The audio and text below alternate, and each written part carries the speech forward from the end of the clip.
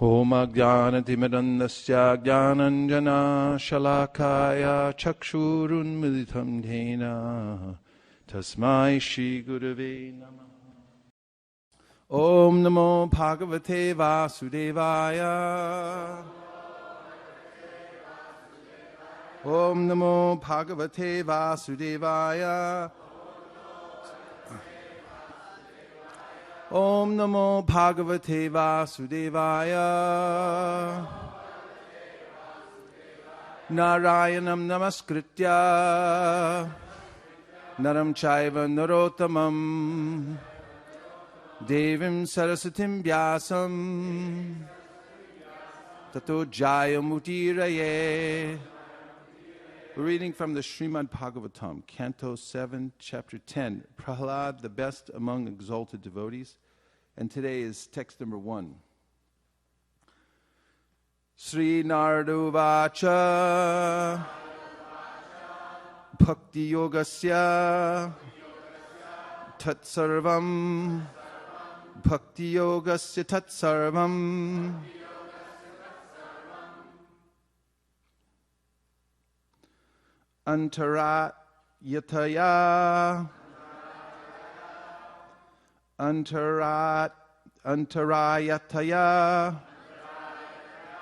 Antarayataya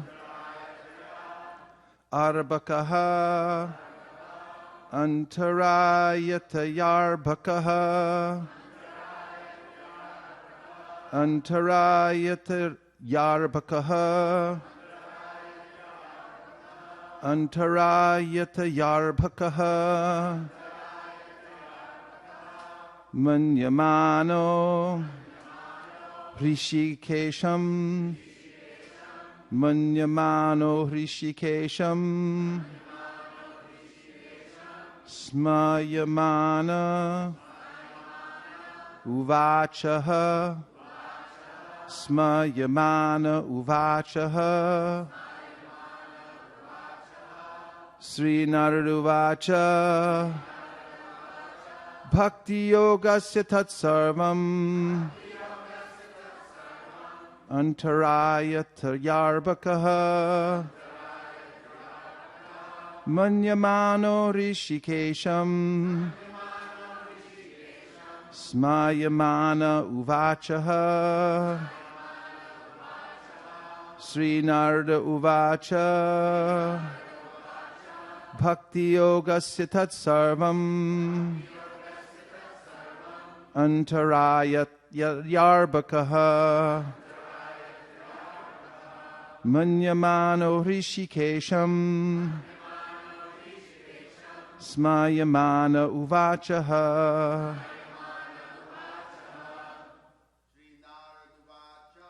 Sri Narada Uvacha Sitat Sarvam Kaha Manyamano Rishikesham Namuvachaha Sri Narada Uvacha Bhakti Yogasya Tat Sarvam Antaryayatayarbhakaha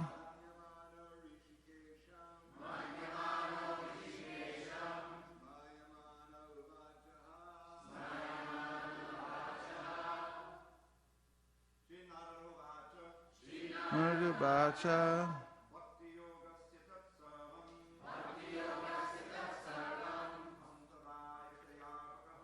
Antaryayatayarbhakaha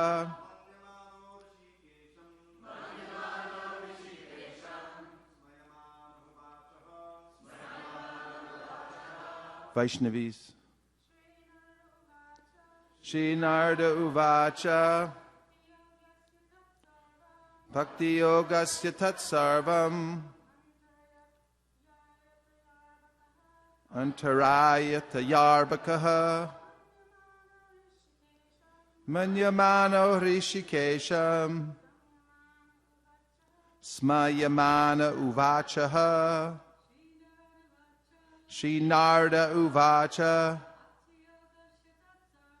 Bhakti Yogasya Tat Sarvam Antarayata Yarbakaha Manyamano Rishikesham Smayamana Uvachaha Shri Narada Uvacha. Narada Muni said, Bhakti Yogasya, of the principles of devotional service. Tat, those, blessings or benedictions offered by Lord Nrsingadev. Sarvam, each and every one of them. Antarayataya, because of being impediments on the path of Bhakti Yoga. Arabakaha, Prahlad Maharaj, although only a boy. Manyamanaha, considering. Hrishikesham, unto Lord Nrsingadev. Smayamanaha, smiling. Uvacha, said. Ha, in the past. Translation. The saint Narada Muni continued, although Prahlad Maharaj was only a boy, when he heard the benedictions offered by Lord Nrsingadev, he considered them impediments on the path of devotional service. Thus he smiled very mildly and spoke as follows. Would you like to repeat? Trivita would. Everyone else remained quiet. The saint Narada Muni continued, although Prahlad Maharaj was only a boy, when he heard the benedictions offered by Lord Nrsingadev, he considered them impediments on the path of devotional service. Thus he smiled very mildly and spoke as follows. Purport by His Divine Grace A.C. Bhaktivedanta Swami Prabhupada, Srila Prabhupada Ki Jai. Material achievements are not the ultimate goal of devotional service. The ultimate goal of devotional service is love of Godhead. Therefore, although Prahlad Maharaj, Dhruva Maharaj, Ambarish Maharaj, Yudhishthira Maharaj, and many other devotee kings were materially very opulent, they accepted their material opulence in the service of the Lord, not for their personal sense gratification. Of course, possessing material opulence is always fearful, because under the influence of material opulence, one may be misdirected from devotional service. Nonetheless, a pure devotee, anyabhilashita shunyam, is never misdirected by material opulence. On the contrary, whatever he possesses, he engages 100% in the service of the Lord. When one is allured by material possessions, they are considered to be given by Maya.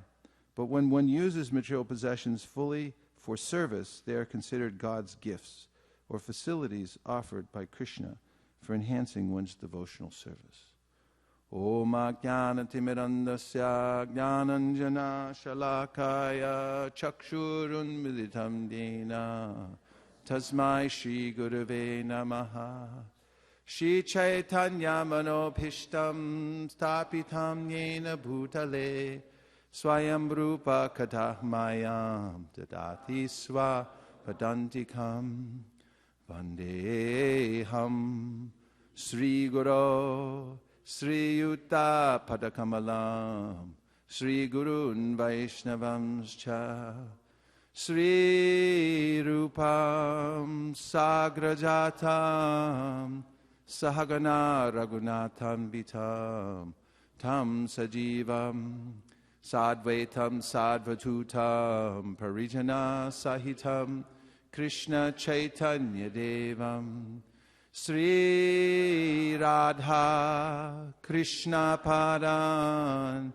Sahagana Lalita Sri Vishakhanvitamscha Namaum Vishnu Padaya Krishna Preshtaya Bhutale Srimate Bhakti Vedanta Swami Niti Namine Namaste Saraswate Deve Gauravani Pracharine Nirvishesha Shunyavadi Paschatya Deshatarine Namaum Vishnu Padaya Krishna Preshtaya Bhutale Srimate Bhakti Siddhanta Saraswati Tinamine Sri Varshabana Videvi Daitaya Kripabdaye Krishna Sambandha Vijnana Dayane Pravave Namaha Madhuryo Jvala Premadya Shri Rupa Nuga Bhaktida Shri Gaura Karuna Shakti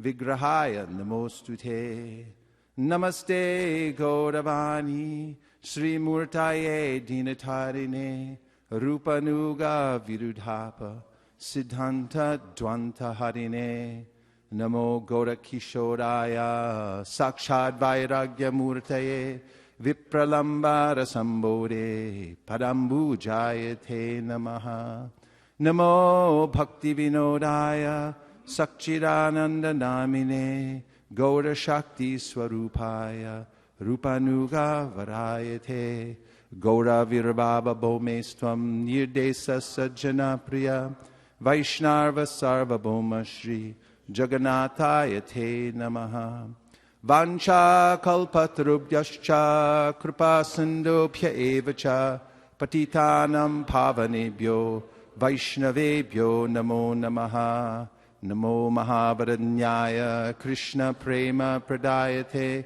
krishnaya krishna chaitanya namne gaura tvishe namaha panchatattvatmakam krishnam bhaktarupa swarupakam bhaktavataram bhaktakyam Namami Bhakta Shaktikam He Krishna Karuna Sindho Dinabandho Jagatpate Gopesha Gopika Kanta Radha Kanta Namostute Jayatam Surato Pangor Mama Manda Matirgati Matsarvaswa Padambojao Radha Madanamohano Divya Vrindaranya Kalpadramadha Srimad Ratnangara Singhasanasto Srimad Radha Shila Govinda Devo Prishtali Bi Sevyamano Smarami Srimandra Sarasarambi Vamshi Vatatatatastita Karshan Venusvaner Gopir Gopinatha Shriyestunaha Tapta Kanchana Gaurangi Radhe Vrindavaneshwari Vrishabhanu Sute Devi Pranamami Hari Priye Vrindayai Tulsi Devyai Priyayai Keshavasya Vishnu Bhakti Prade Devi Satyavachai Namo Namaha Sri Nashinga Jai Nashinga Jai Jai Narasingha Praladesha Jaya Padma Mukha Padma Bringa Yada Yada Hi Dharmasya Glanir Bhavati Bharata Abhyutanam Adharmasya Tadatmanam Srajamyaham Paritranaya sadhunam vinashaya chaduskritam dharma samstapanartaya sambhavami yuge yuge manmana bhavamadbhakto madhyaji mam namaskuru mami vaishyasti yuktvaivam atmanam aparayanaha sarvadharman parityaja mamekam sharanam braja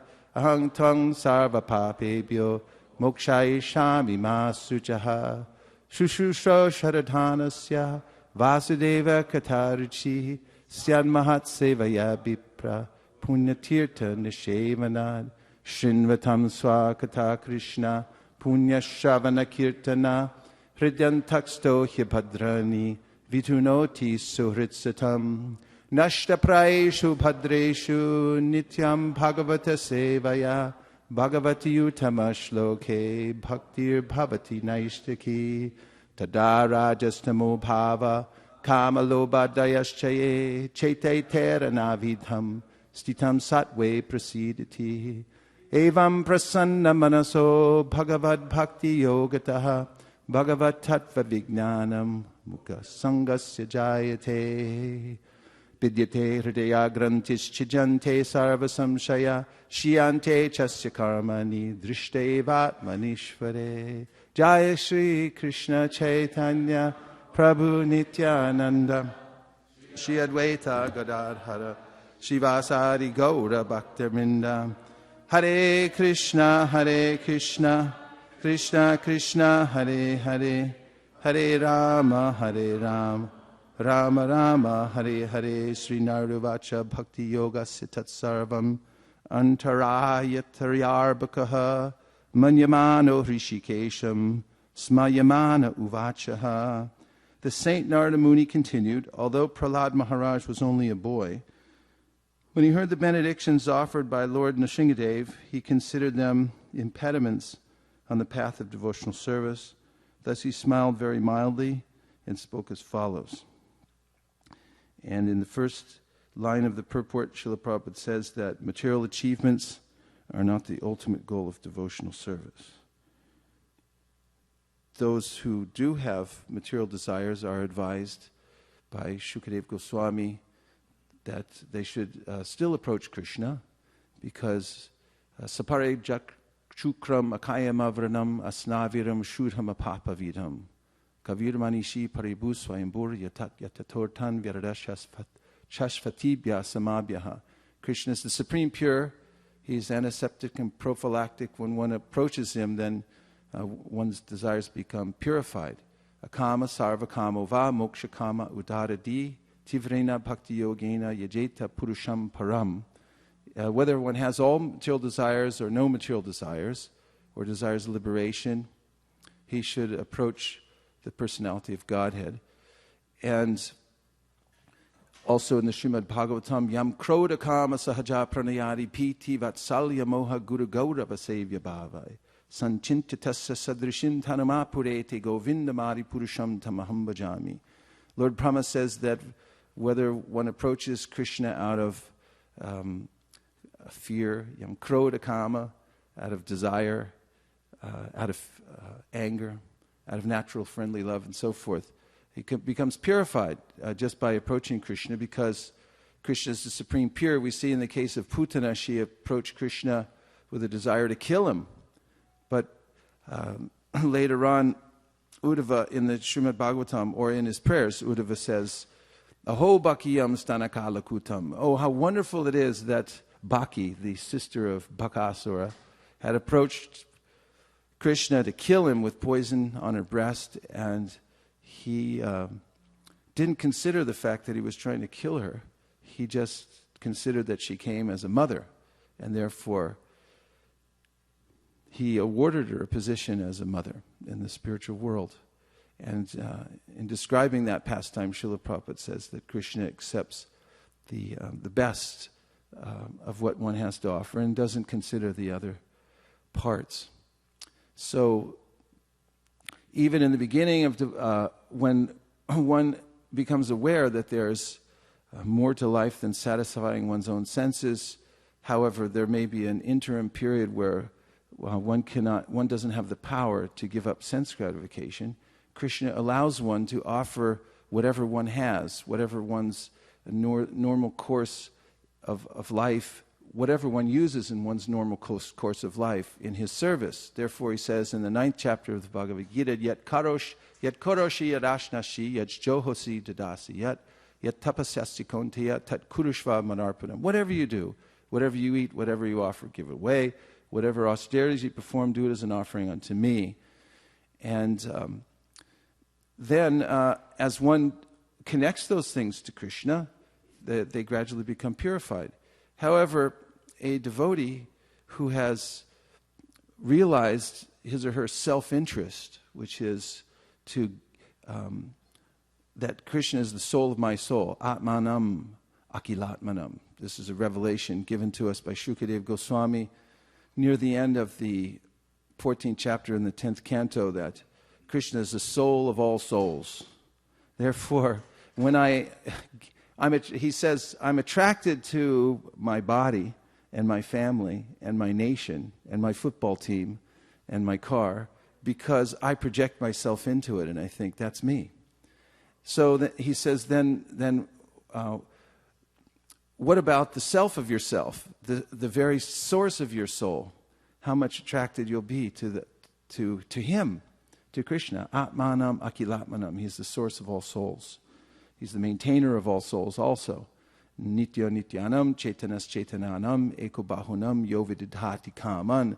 And in awakening, in a state of awakening in Krishna consciousness, there's a sense of gratitude, profound gratitude, and also of placing one's self-interest, of realigning one's self-interest and one's activities by giving everything to Krishna.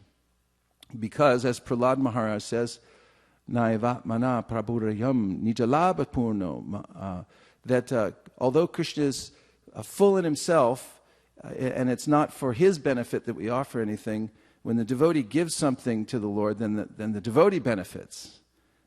This is the revelation, as one awakens in Krishna consciousness. And therefore, the same desires are there.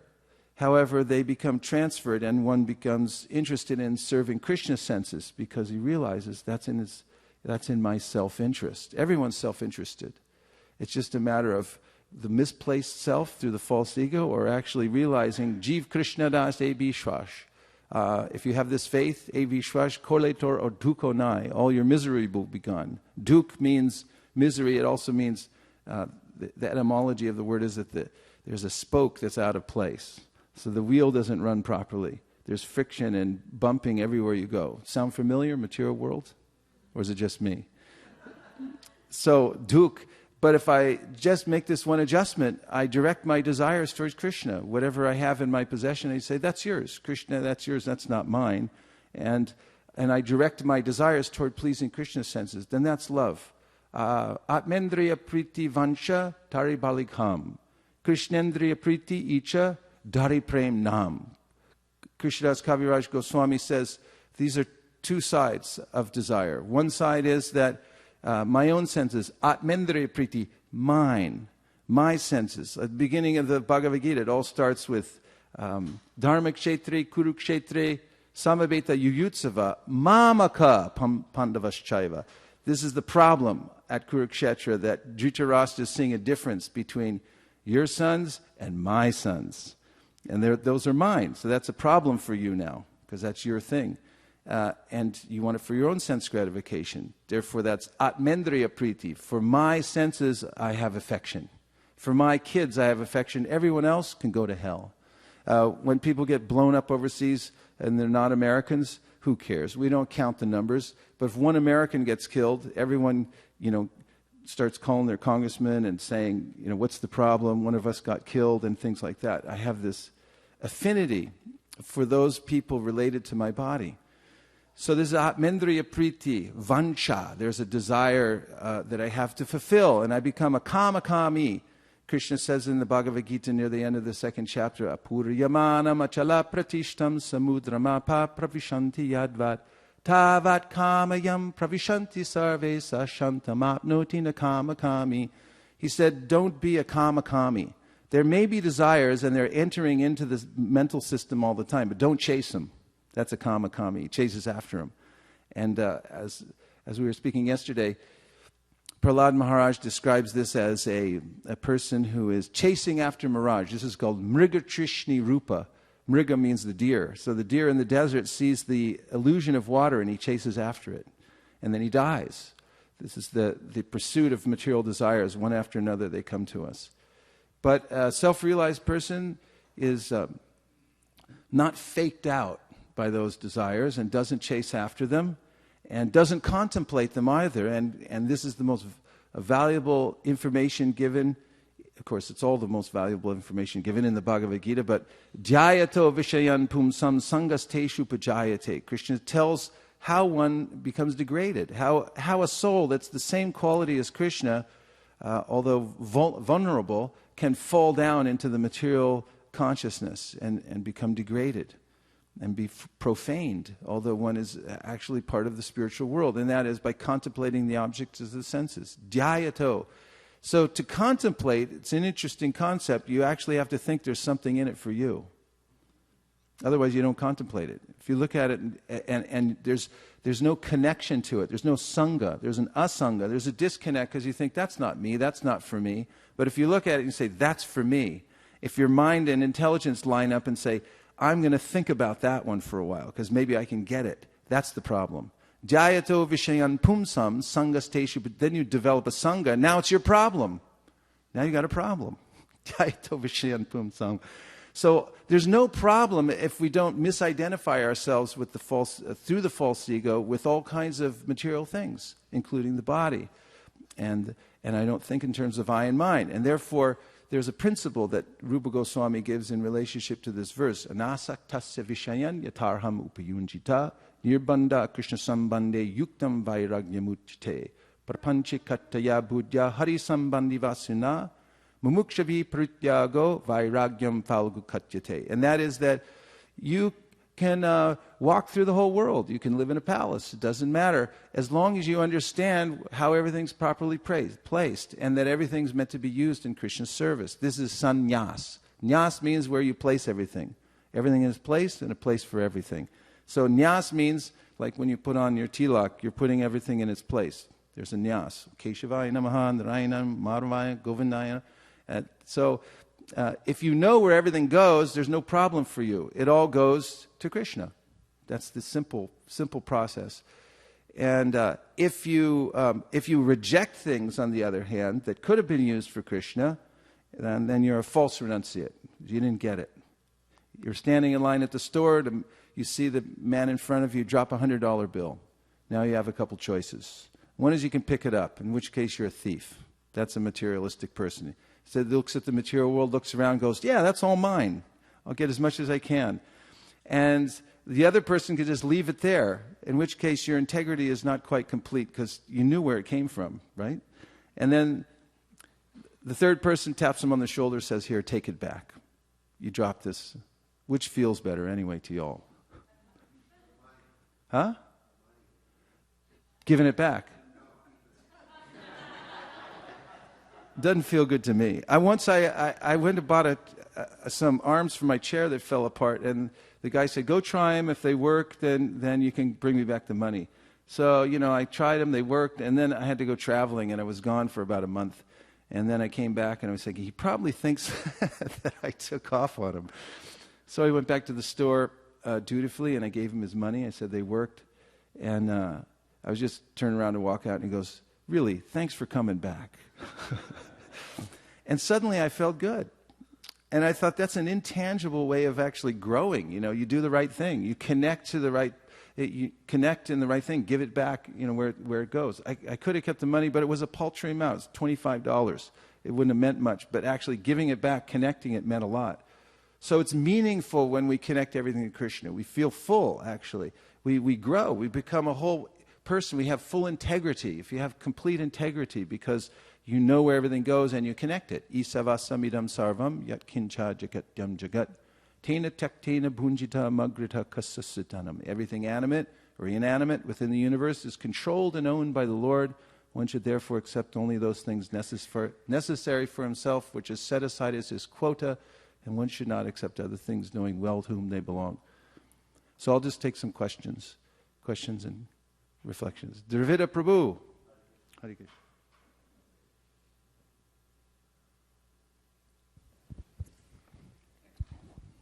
So there's a kind of a paradox here, because, as you mentioned, when we understand philosophy that Krishna is the soul of our soul, he's the real self with capital S, and if we want to please ourself in the deepest sense, we should serve Krishna. We should dedicate everything to Krishna. Now we're serving our not self in the sense of the senses or extensions of the senses like that. So that's why we're not happy, because we're serving our not self. So now I've got it all in my mind. I understand, okay, I'm going to serve Krishna because I know that's going to really please me. Right? That you actually said something like that. I know I should serve Krishna because it pleases me. But what happened to the love? In other words, it's kind of, all right, I know Krishna's the supreme person I've got. I'm going to serve him because he's the self of myself and here. But you see I said something like that, but I didn't say that. Excuse me, could you clarify? Because it seems like... Well... Still a self-centered thing. Yeah, well, that's, this is, I'm just saying what Shukadeva Goswami says at the end of the 14th chapter, and that is that we are selves, and therefore we have a self-interest. But when we realize that we're part and parcel of Krishna, he's the whole and we're the part, then we're perfectly in harmony with giving everything to Krishna, and it no longer becomes a profane act. It's no longer disconnected. It's connected to Krishna. But there is a way in which, as is being exhibited in this chapter, that the devotee is so full, as soon as one contemplates giving everything to Krishna, one feels satisfaction. And earlier Prahlad Maharaj says to his friends that the moment you start thinking about satisfying yourself, then you feel dissatisfaction. But the devotee, out of love, is giving to Krishna because he has free choice. He can take it himself or he can give it to Krishna. And in selfless acts, which means not keeping it for one's self, small s, and giving it to Krishna, there's a choice. And we decide to surrender to Krishna. And that's out of love that for you, not for me. And as one goes through material existence, as I was saying, there's a progression. And Krishna says in the 12th chapter of the Bhagavad Gita that you should think of me all the time and just meditate on me. That requires intense love, that you're just thinking about the beloved. But if you can't do that, practice the rules and regulations of devotional service. Come to that point. If you can't do that, then give something that you have now, and you'll develop that. And if you can't do that, then just be charitable. And if you can't do that, then try sacrificing the fruits of your work and so forth. Because the point is that we're servants. We're meant to give. And as we do, we develop a sense that I'm growing, and and out of a sense of love, we give to Krishna. No longer do I have any sense of self-interest, that I'm trying to get something for myself. In fact, it's mentioned in Prabhupada's lecture in the previous chapter that the highest devotion is that exhibited by the gopis, Ramya Kachidupasano Vrajavidu Vargena Valkalpita, that they didn't consider anything for themselves. They could go to hell for Krishna, for all they were concerned. They had no self-interest, and that's the nature of love. It's completely about giving oneself and everything one has. Do you want to follow up? Yeah. Thank you for that illuminating answer. But there's one aspect of it that for the what answer? Illuminating. Okay. Illuminating. What I was getting at is there seems to be a progression from Vaidhi Bhakti to spontaneous. In other words, one of the things that karma yoga. Okay, I'm sacrificing. That way, I'm not getting any sinful reactions. In the third chapter, but the bhakti is yoga is this complete process, beginning with hearing and chanting and remembering. And if you hear and chant and remember, that's also our duty. But then you actually awaken some attraction for Krishna. In other words, there's two aspects. One is what I must do and should do, and one is what I just have to do, I want to do. Right? So to go from I must and I should to I want to because I actually love Krishna, that's going from Vaidhi into spontaneous. And I think that's the part that, because if you just say, okay, the self of the self, okay, I'll do, but that's kind of philosophical. Okay, let me just answer that, and then Prahladananda Swami has.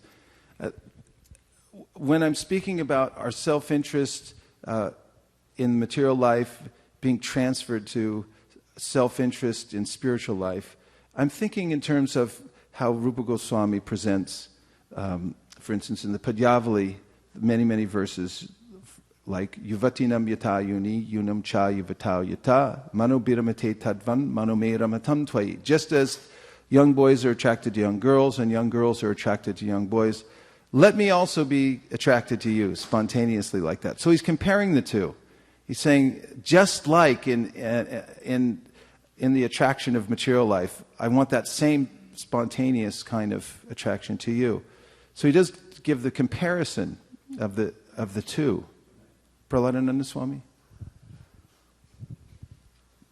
It's not that simply by wanting to love Krishna that automatically we love Krishna. There's a process of loving Krishna, learning to love Krishna, namely to hear submissively and then understand things properly and then to execute our service, as it says, with care and attention. So that care and attention is the manifestation of our love.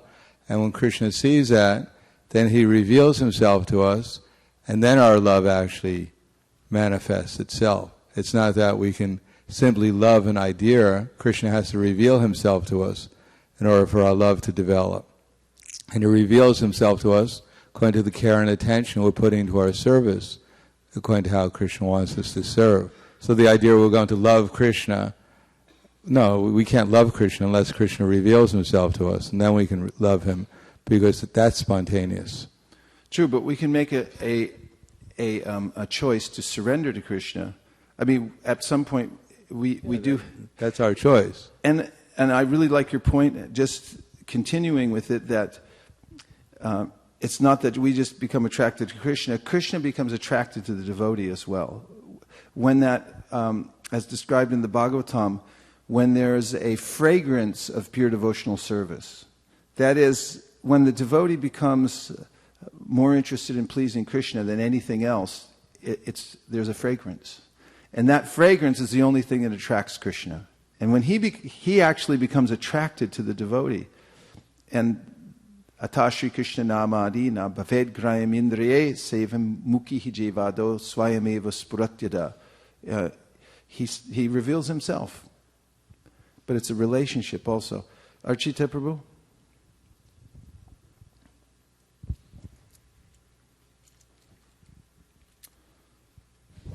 Thank you for the speed chanting. Really appreciated that. The what? The speed chanting. Speed chanting. We went through so many verses. Very nice. Thank you. You made a very encouraging point in your presentation about Krishna accepting only the good and not being concerned about the bad. Remember saying that? I do. Okay. So how do you balance that with Yasya Hamanugrami? Okay. Yasya Hamanagrinami Harishe Tadhanam Shanai. When Krishna becomes extremely pleased with someone, then he takes away everything. Compared to what? Takes the good and leaves the bad.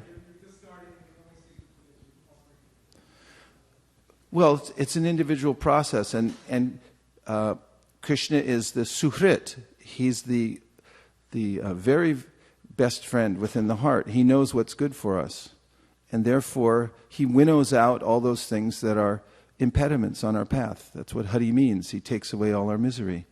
So for each person in a particular circumstance, he knows exactly what they need, and he administers the medicine accordingly. In fact, in the Tate Anukampam Susumikshamano verse, the commentary by Sridhar Swami, which is mentioned in that purport, Sridhar Swami says that even after a devotee surrenders and begins in earnest the process of devotional service, there may be a residual of material desires there.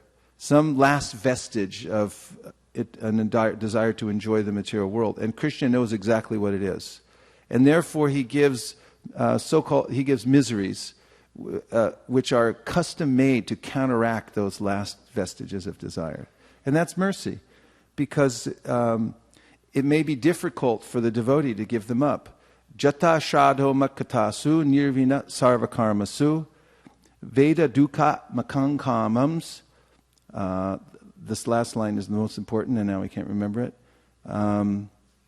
Something Pyanishvara. But anyway, the essence of it is Pyanishvara. So the verse says, Krishna is speaking to Uddhava, and he says that the devotee who has awakened faith in me, Jata Shrado Matkatasu, he's engaged in hearing my pastimes, Nirvina Sarvakarmasu, he's completely disgusted with all material activities, Veda Dukkhat Makan Kamam, he knows that all material desires lead to misery, but Pyanishvara, he doesn't have the, what's the last?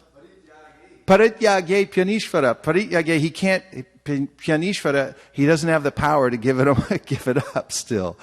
So then Krishna goes on, can you say the last four lines? Tato bhajetamam prita, shradhalur drajanishchaya, jushamanash tatankaman, duko darkams jagharayan. So he says, go on with your devotional service, and be happy that you're serving me. And at the same time, Ghariyan, you can be What is the death? Repent that you can't give it up. That will burn up the last vestiges. In any way, we should depend on Krishna, and there's a way in which Krishna is the one who removes the anartas and the material desires from within our heart. So we have to pray.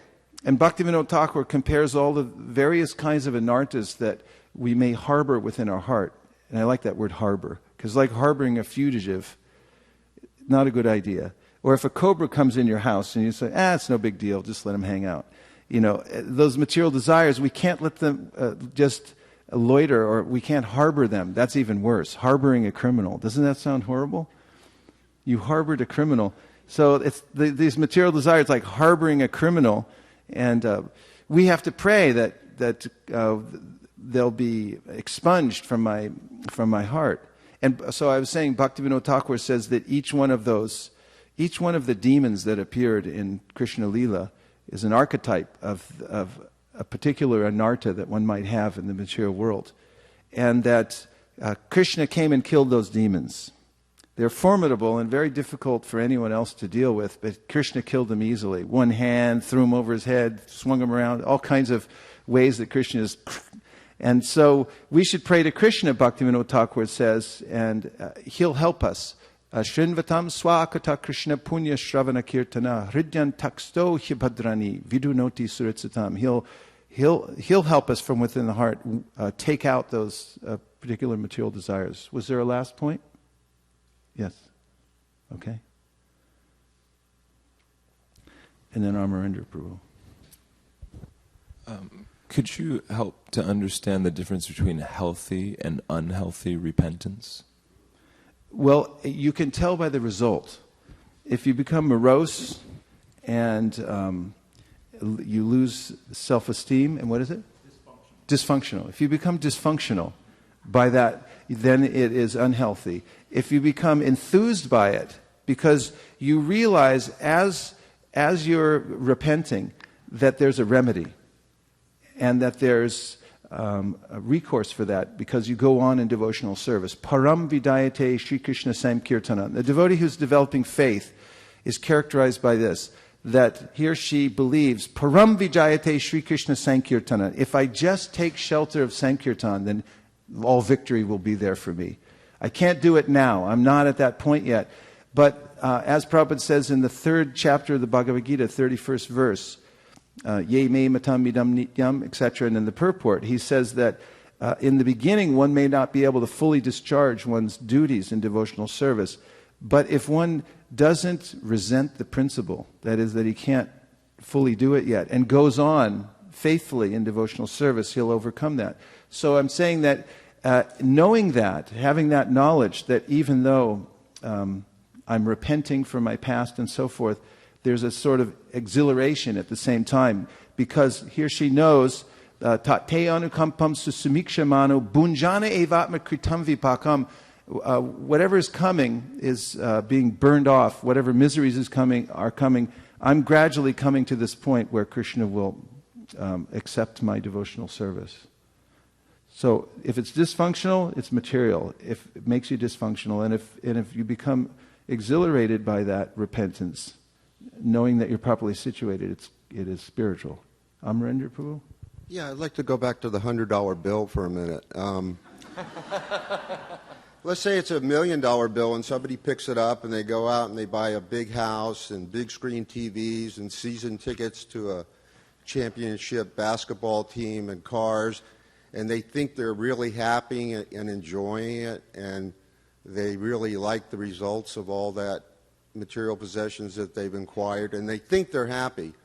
As an experienced preacher, how do you convince them that they would have been happier giving that back to the person who it really belonged to? Well, as Krishna says in the Bhagavad Gita, people who are materially inclined should not be discouraged, but encouraged in the spirit of devotion. So everyone has a starting point. Even in the Vedic Shastra, there's a way in which people are encouraged to eat meat. But they say, eat it under certain regulations. A dark moon night, offer it to Kali, and tell the goat that I'm killing you, you can kill me later, and so forth. But such a person doesn't have the adhikari yet to engage in something else. So for each individual person, we have to see what is the most I can give the person right now. Ishvare taradineshu balisheshu dvisatsucha prema maitri kripopeksha yakaroti samadhyamaha. This is the preacher is always thinking like this, seeing the four categories. One, there's the Supreme Lord. He's giving his whole heart and love. To the devotees, he's making appropriate friendship. For those who are balisheshu, means there's some opening, there's some innocence in them. He pours in as much mercy as possible. And what's possible? I mean, some people won't take. We were just out on Sankirtan the other day. We were at the Venice Beach, otherwise known as Hell. And we were distributing books going up and down. And so I met this one guy. He was really nice. He was a Christian. And he bought a book, for Bhagavad Gita, for $5. And I said, okay, now I'm going to give you this prayer. And it's a prayer in Sanskrit. And you just chant this, wakes up love for God in your heart. Well, wait a minute, hold on. What's prayer mean? You know, it's like I explain it to him 3 times. And okay, you ready? No. Come on, let's just try it. No. And, you know, no. And other people just say it. Okay, Hare Krishna, Krishna Krishna, Hare Hare. What's the difference? I mean, some people you can't push them, into something.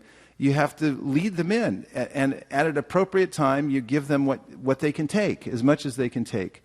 This I call, picking the right fruits. If you go out on Sankirtan, for instance, and you're trying to convince everybody, you're going to have a hard time. But if you go out and you look for the right fruits, the people who are already ready, and you say, and then you pour in as much as you can appropriately, then you have a much better time of it. And so, I'm not sure if I answered your question. Yeah, okay. Thank you very much. Om Tat Sat.